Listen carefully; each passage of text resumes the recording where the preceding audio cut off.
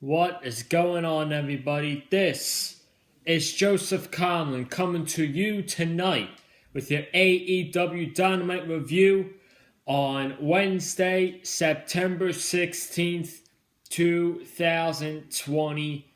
What a show this was tonight. In my opinion, tonight's Dynamite was great. This was a great show, in my opinion. The past couple weeks, the shows haven't felt like the way they have in like May or July when they were really hot in July. August, they had good dynamites, but not dynamites that we expected like every week. Last week was really good. The past week, the go home, that was good.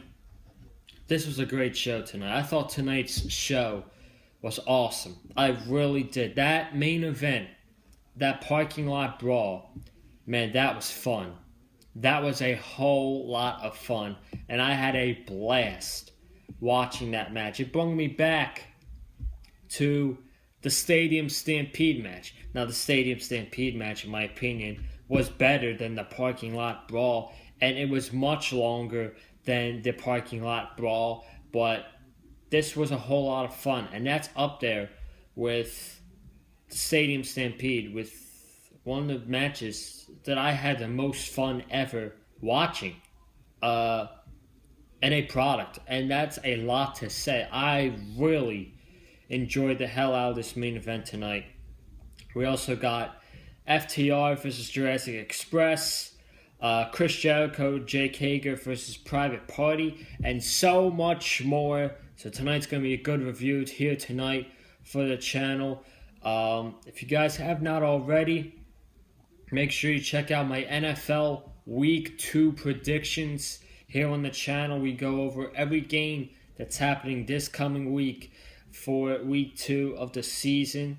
And then make sure you submit your questions for the 200 subscriber Q&A video, which is going to be this Tuesday on the Big Fight Field channel. Again, this coming Tuesday, September 22nd, is going to be the 200 subscriber Q&A video here on the channel. 200 subscriber 1 year anniversary of the Big Fight Field. That's coming up. So get ready for that on Tuesday the 22nd. Let's jump into Dynamite. We started off with Jurassic Express in the ring, getting ready for their match with FTR. And then, all of a sudden, we see the Young Bucks come out. And they super kicked referee Mike Posey right in the face. And they walked away. So I'm loving the heel tactics from the Young Bucks. They just walked up. They were walking backstage. They had a pile of cash. Matt Jackson had a pile of cash in our hand. Nick Jackson was like, "You want to fine us, Tony?" And then Matt Jackson just threw Tony Khan a whole lot of money. I love that visual where Nick Jackson just said, "You want to fine us, Tony?" And then Matt Jackson just threw his money at Tony Khan. I love that. So then we got to the match with Jurassic Express and FTR. This was really good. Really good tag team match to open up the show. FTR beating down on Jungle Boy. Dax Harwood and Jungle Boy had a couple nice exchanges towards the end of this match with roll-ups and backslides and clotheslines at the end when Luchasaurus was resting on the outside. Then, of course, during every Jurassic Express match, big man Luchasaurus got the hot tag. Now, even though I really do enjoy Jurassic Express tag team matches, the match last week with the Lucha Bros was good. This match was really good with FTR. I would like for them to kind of, spice it up a little bit. Sometimes it does not have to be Jungle Boy who is getting beaten down the entire time. Sometimes I would like to see Luchasaurus being worked on. I would like to see somebody work on the leg of Luchasaurus and Jungle Boy get the hot tag instead of seeing, Jungle Boy getting beaten down. I'm just saying it as a suggestion. I'm not giving it much criticism, but that's just my opinion. I think you should change it up a little bit. But This was very good. Luchasaurus did a dive over the top rope, and then he got thrown over the barricade by Dax. I think it was Cash Wheeler. Cash Wheeler threw Luchasaurus over the heel side of the barricade. Jungle Boy went for a roll up. FTR, Cash Wheeler pushed Dax Harwood. Dax Harwood put the cover in on Jungle Boy. Cash Wheeler held Dax Harwood's hand, and FTR won this match. They really put it over on commentary that, Cash Wheeler was holding Dax Harwood's hand during the roll up. So I really like that they did that. It kind of protected Jurassic Express in the loss, and I didn't want to see them win this match because FTR, I just don't want to see them lose as well. So this was a very good opener with FTR and Jurassic Express. We then got into a singles match between Frankie Kazarian and Adam Page. Now, up until the main event, this was my favorite part of the entire show. This match right here. This was great. This was freaking great by Hangman Page and Frankie Kazarian. They added Kenny Omega on commentary to add up to the Omega Adam Page storyline, which I'm loving right now. Obviously, it's brilliant. Kenny was amazing on commentary, talking about Page and Kazarian and saying, AEW's got a stacked singles division, and these two are giving it their all right now. And then he was laughing that Page lost. He was actually laughing that Page almost lost to Frankie Kazarian after the cutter. So Kazarian hit the cutter. They were going at it on the outside. Page clothesline Kazarian. He threw him back in. He was going for the buckshot. Kazarian countered it. He bounced Page off the ropes.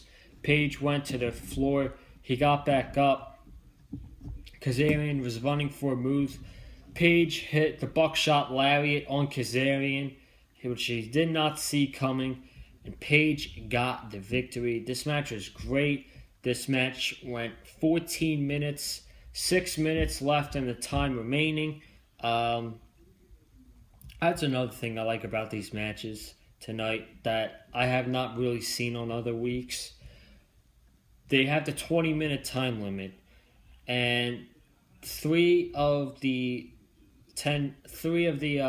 6 matches tonight, they say 10 minutes going by, 10 minutes remain.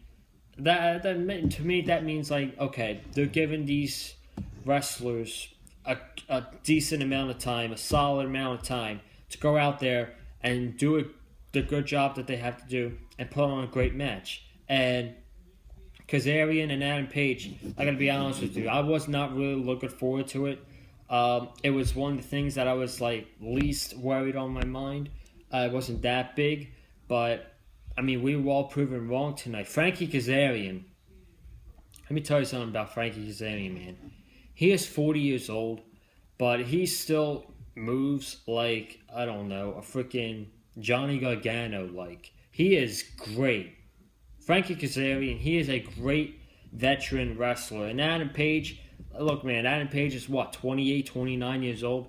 He's got so much years ahead of him. He's going to be great. He will definitely be an AEW World Champion in the future. And this was a great match. And both these guys gave you their best performance tonight. Page wins with the buckshot lariat. MJF went up against Shawn Dean tonight. This was the quickest match in AEW history. MJF poked Shawn Dean right in the eye,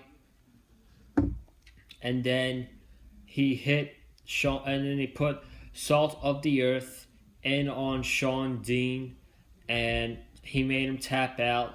And then MJF got on the microphone and he said that he was robbed. He said I'm an honest man. That's the first thing he said. I'm an honest man. And people were making fun of that on social media, and the wrestlers were chanting, "You're a loser. You're a loser." There was no fans tonight. The show was taped, but they were back to live shows next week. So he said, I'm an honest man, and I'm going to tell you that Jon Moxley had to cheat his way out of the world title match at All Out in order to beat me when the referee wasn't looking. So what I'm going to do right now, and I'm going to do the right thing, is call myself the uncrowned, undisputed, unannounced, something like that, uncrowned, undisputed, all elite wrestling world champion, MJF. He made Justin Roberts get on the microphone and say it. He was being quiet first, and then he said it with his full expression voice. And then he said, all these people, they're walking around in stables and factions and groups, while this lone wolf is just roaming around by himself and with nobody. Well, he's got Wardlow there, but he didn't really mention Wardlow. So he said maybe this lone wolf won't be alone anymore. Okay. What faction could MJF join? I'm not so sure. That's interesting. That interests me right there. Are we going to see potentially MJF join a faction? Not sure. We'll have to see in the coming weeks. We got Eddie Kingston in the ring with the Lucha Bros, the Butcher and the Blade. And he sent Butcher and the Blade out on the outside. And he addressed what happened last week. And then he said, we're not a group, we're not a faction, we're a family. And he said, Butcher and Blade picked some souls out, and they picked 3 random dudes in the crowd. One of them was Griff Garrison, and the Lucha Bros, Butcher and the Blade, were beating down a couple of wrestlers. That was it. Nothing really special here. Nothing that was groundbreaking or whatever, but it is what it is. This is alright. Nothing really much to say about this. So we're just gonna get into the next match, which is Chris Jericho and Jake Hager versus Mark Quinn and Isaiah Cassidy of Private Party. Earlier in the night, Matt Hardy got attacked. He was hurt. He was holding his knee, and then Jericho and Hager came up to them and smirked at Private Party and said, "See you kids in the ring." So it made us believe that Jericho attacked Matt Hardy. I wouldn't mind a Jericho Matt Hardy match, to be honest. We were supposed to get it before it, in my opinion. And then I think all of a sudden plans changed, and when they went with Sammy Guevara and Matt Hardy, but now they might go back to Hardy and Chris Jericho, which I wouldn't mind that much. I actually wouldn't have a problem with that at all if they do a match between Matt Hardy and Chris Jericho. But that's for another day. We're talking about Jericho and Hager versus Private Party. This match was very good. It was a very good match. Hager grounding Mark Quinn early in the match. Jericho taking advantage of Quinn. They were both getting tags, attacking Quinn. Isaiah Cassidy got the hot tag. He went wild on Hager. Jericho then got in. Cassidy hit a swanton on Jericho. Jericho kicked out. Hager gave Quinn a gut wrench. And then Quinn dove over the top rope to Hager on the outside. Cassidy was going for a move to the top. He missed. Jericho hit the Judas effect and Jericho pinned Cassidy 1, 2, 3 for him and Hager to get the win. Nothing. Good match. Good match. Very good match. It was better than the no disqualification match last week, in my opinion, with Joey Janela and Sonny Kiss. But the bigger question is, could we see Chris Jericho and Jake Hager get the first tag team title match against FTR in their tag team title match? In my opinion, I would not mind that. I would not mind that whatsoever. I wouldn't do it at Full Gear. I think you could do something bigger at Full Gear, but for the October 14th anniversary show, I would absolutely not mind seeing FTR versus Jericho and Hager for the tag team titles. Number one, all four of those guys are great workers, and I'm sure they would put on a really damn good match on the anniversary show. And can you imagine if Chris Jericho puts over FTR and have them retain the tag team titles? That would do great things for FTR if they got put over by Chris Jericho. And that's kind of the role of Jericho right now, is putting others over. He put Orange Cassidy over in a big way, to the fact that he is now main event level talent, which we'll talk about later because he's in a big match next week. And now he's potentially, I don't know if it's going to happen, I think it should, but he's potentially going to be putting over FTR. And that's his role, and I'm sure Jericho has no problem doing that, putting others over. So we got the NWA Women's World Championship match between Thunder Rosa and Eva Lise. This was great. This was a great match, and I put out a tweet earlier about Thunder Rosa and how she's done so much in a span of 2 weeks. It got 52 likes. I sent out a tweet saying, in a span of 2 weeks, Thunder Rosa has had 3 of the best women's matches in AEW with Serena Deeb, Hikaru Shida, and now Eva Lise. She is freaking so damn good. AEW needs to sign her and Eva Lise. I think if they don't sign Thunder Rosa is not even on the active roster. She's not even on the active roster, and she has elevated the AEW women's division in 2 weeks. That's crazy. That's crazy that I just said that. That's crazy that I just said that. And now with these great matches with Thunder Rosa, these women cannot slack. These women cannot slack. They have to be on par with the matches like Thunder Rosa versus Eva Lise from tonight, Thunder Rosa versus Hikaru Shida, and Nyla Rose versus Riho on the first Dynamite. They got to be on par with those matches from now on to make this women's division legit and solid. So I love this match a lot. Thunder Rosa won with a Tombstone pile driver on Eva Lise.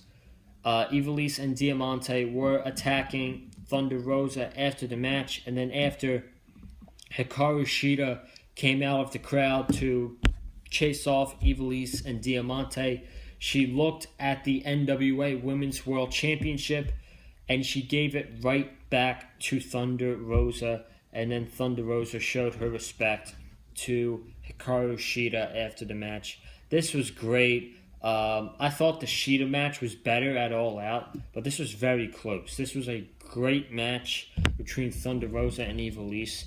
And here's another thing that I said too. It's so damn cool that we got to see the NWA Women's World Championship defended on an AEW show. That gives me even more hope that hopefully sooner rather than later, we're going to get a big deal between AEW and NWA. Like I said a couple weeks back, I believe it was during my AEW All Out preview predictions back a few weeks ago. If we get a relationship between AEW and NWA, it's going to fit both. It's going to benefit both sides. It's going to benefit AEW. It's going to benefit NWA. It's going to benefit pro wrestling as a whole, in my opinion. So I really want to see this. We then saw Jon Moxley and Lance Archer. Lance Archer first came out. I mean, this was fine. Nothing special. They were just picking their partners for a six-man tag. Jake Roberts was cutting a promo. And then he called out Taz because he was recruiting his two guys to join Lance Archer next week. And he said absolute Ricky Starks and the Machine Brian Cage will absolutely do business with the Murder Hawk Monster and the number one contender for the AEW World Championship, Lance Archer. So that is Lance Archer's two partners. Then Moxley comes out from the crowd. There's a guy with a hoodie on and a mask from behind Moxley. He attacked Moxley, actually. It was Ricky Starks. Then Brian Cage came from behind. And then out of nowhere, recently signed with AEW today, big man Will Hobbs helps out Moxley to attack Brian Cage and Brian Cage and Ricky Starks. And then Moxley puts over Will Hobbs in a big way, saying this is my tag team partner. He's been waiting for this opportunity for years. He's been impressing the internet. Ladies and gentlemen, Will Hobbs. And then he said, Darby Allin, I know you're watching from home on your couch in your bed, recovering from the thumbtack incident at the Casino Battle Royal. But next week, you better get your ass here at Daly's place because we're going to have a six-man war next week. And that is going to be great. That's going to be fantastic to see that match between Moxley, Will Hobbs, and Darby Allin to go up against Archer, Ricky Starks, and Brian Cage. I'm excited. I'm excited for that match, man. That's gonna be great. That really is. And then we got a couple match announcements for next week, and they announced earlier that Tuesday night, we're gonna have a Tuesday night, the 22nd. We're gonna have AEW Dynamite Late Night. It's gonna be following immediately after the NBA playoffs. They announced, I want to say, 2 matches for AEW Dynamite Late Night. They announced Matt Sydal versus Sean Spears, and I believe the other one was Anna Jay versus Brandy Rhodes. So Tuesday, I'm not going to be watching it live. That's going to be coming on way too late, and I cannot stay up that late because I got school the next day, as you all know, and I don't want to stay up until 12:30. So what I'm going to do is Wednesday morning, I'm going to wake up, I'm going to watch it, and if it's worth it, I'm going to involve that into the Dynamite review next week. So that's the game plan for that. And then we got to announce the 6-man tag like we just talked about. We got Diamante and Ivelisse versus Thunder Rosa and Hikaru Shida. And then we got a TNT championship match between Mr. Brody Lee and Orange Cassidy. And I popped so hard for this. These are my 2 favorite wrestlers in AEW. Orange Cassidy and Mr. Brody. I literally have no clue who I want to win this match. And a lot of people are going to be complaining, oh, Orange Cassidy, Was he getting a TNT Championship match? He defeated goddamn Chris Jericho twice. So I think the man deserves a championship match against Mr. Brody. Is he going to win? Probably not. But I think the match is going to be damn good. And I'm excited for it. And then we got Chris Jericho appearing on the show next week. And then the final thing, man. The final thing, and then we're going to get out of here. We got the parking lot brawl between the best friends, Santana and Ortiz, who came out with black and white face paint on their faces. And they were going at it with the best friends. There was cars around the parking lot. A few of the wrestlers were there. This was crazy. This was chaotic. But like I said in the beginning of this video, this was a whole lot of fun. There was chairs. There were pipes.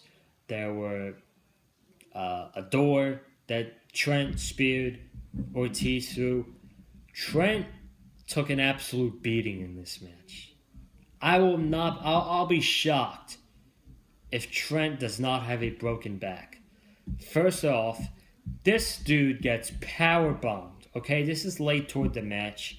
This dude gets power bombed onto the top of the car.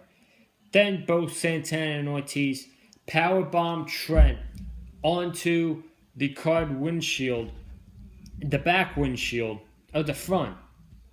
And it shatters. And later on, all you see on Trent's back is just blood dripping down his back. And it looked nasty. It looked absolutely nasty.